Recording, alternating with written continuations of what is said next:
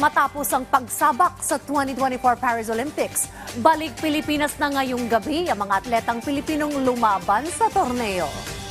Mula sa airport ay didiretso ang mga atleta sa Malacanang na sasalubungin mismo ni Pangulong Ferdinand R. Marcos Jr. at ng First Family. Bibigyan sila ng iba't ibang parangal maging ang mga insentibong una ng ipinako ng pamahalaan.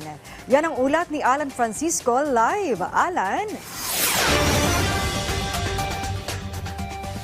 Maan, Audrey, Dayan, pagkalapag mamayang alas 7 ng gabi ni na Carlos Yulo at ng iba pang mga Filipino Olympians sa Villamor Air Base sa Pasay City ay sasalubungin sila ng kani-kanilang mga pamilya. Matapos nga niyan, Maan, ay diretso sila rito sa Malacanang Palace kung saan i-welcome naman sila ni na Pangulong Ferdinand R. Marcos Jr. at First Lady Lisa Marcos at ang kanilang mga anak. Bahagi ito, Maan, ng isang hero's welcome ng bansa kina Carlos Yulo na nakasungkit ng 2 gintong medalya at sa iba pang atletang nagpamalas ng husay at dedikasyon sa Paris 2024 Olympics. Tinawag itong pag-ibigay dangal, a hero's welcome for the Philippines Paris 2024 Olympians. Magkasalo-salo sina Pangulong Marcos at ang mga bayaning atleta sa isang dinner sa Malacanang. Kasama rito ang mga pamilya ng mga atleta. Gayon din ang mga opisyal ng Philippine Sports Commission, Philippine Olympic Committee at iba pang opisyal ng pamahalaan.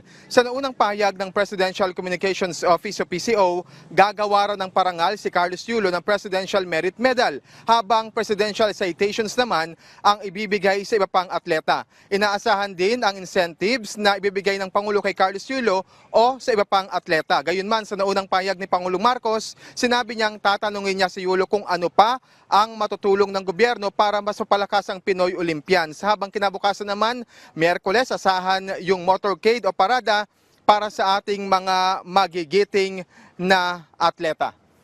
Maan, ilarawan ko lamang, no, andito ako at ang media sa New Executive Building o NEB. Dito yan sa bahagi pa rin naman ng Malacanang. 5 minutes ang layo nito mula roon sa loob ng Malacanang kung saan yun nga yung magiging venue ng pagsalubong mamaya sa mga magigiting na sports hero.